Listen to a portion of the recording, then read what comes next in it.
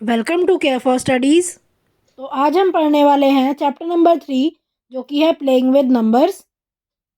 तो आज हम पढ़ेंगे एक्सरसाइज नंबर 3.5 के क्वेश्चन नंबर 9 और 10। तो चलिए स्टार्ट करते हैं। क्वेश्चन नंबर 9 है in which of the following expressions prime factorisation has been done.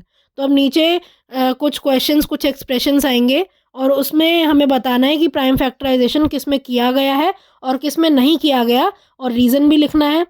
तो देखो, सबसे पहला है 24 is equal to 2 multiplied by 3 multiplied by 4। अब देखो यहाँ पर प्राइम फैक्टराइजेशन नहीं किया गया, ऐसा क्यों? आपको पता है 4 क्या है, एक कंपोजिट नंबर है।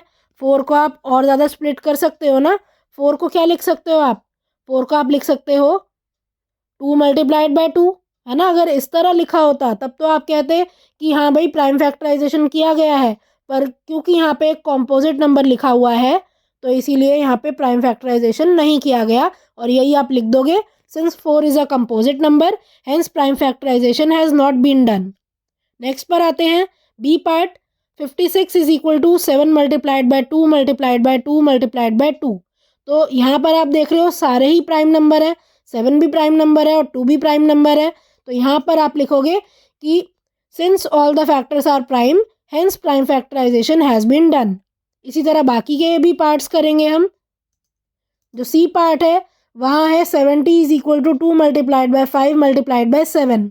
अब यहाँ पर 2, 5 और 7 तीनों ही क्या है, प्राइम है ना, प्राइम नंबर है ये। तो इसलिए यहाँ फिर आप लिख दोगे कि since all the factors are prime hence prime factorisation has been done. Next पर आते हैं D part. 54 is equal to 2 multiplied by 3 multiplied by 9।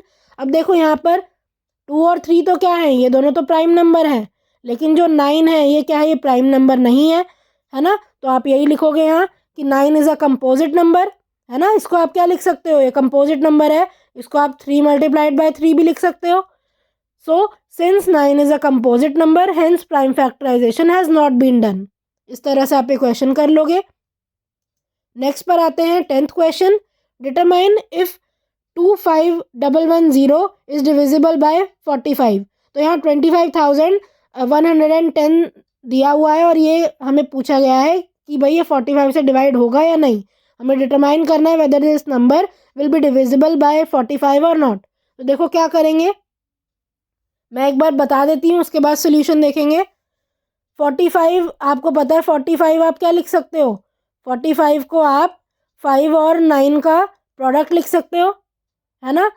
तो क्या करते हैं, जब भी आपको इस तरह के क्वेश्चन दिए गए हों, जो भी नंबर आपसे पूछा गया हो कि भाई 45 से डिविजिबल है या किसी भी नंबर x से डिविजिबल है या नहीं, तो क्या करोगे, आप उस नंबर को उनके को प्राइम फैक्टर से रिप्रेजेंट करोगे। जैसे कि 45 को मैं 5 और 9 से रिप्रेजेंट करूँगी, है ना। और फिर देखेंगे कि वो जो फैक्टर्स हैं उनसे नंबर डिवाइड हो रहा है या नहीं हो रहा।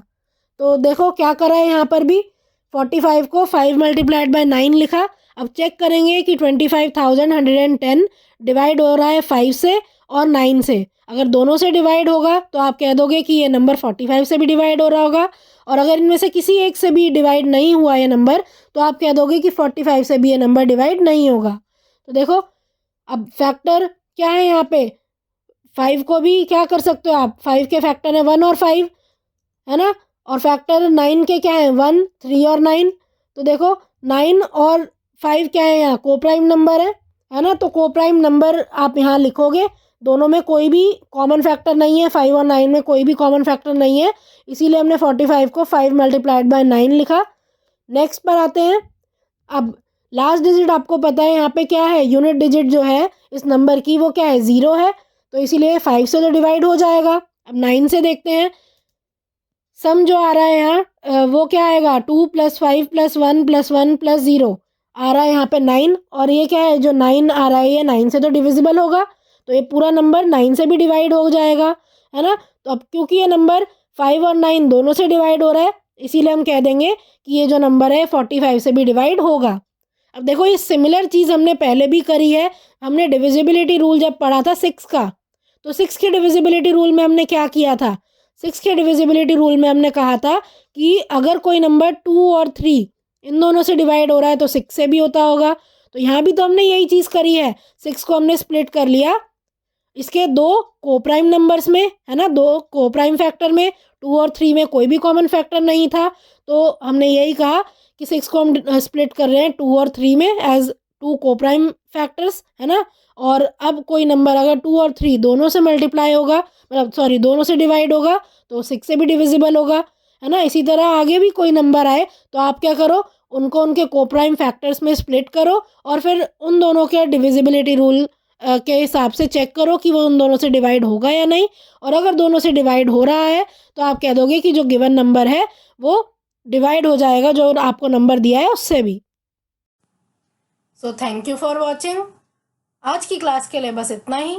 अगर आपको ये वीडियो पसंद आई हो तो इसे लाइक करें, इसे शेयर करें और हमारे चैनल को सब्सक्राइब करें and hit the bell icon, जिससे हम जब भी एक नई वीडियो डालें तो उसका नोटिफिकेशन आप तक सबसे पहले पहुंचे। Thank you.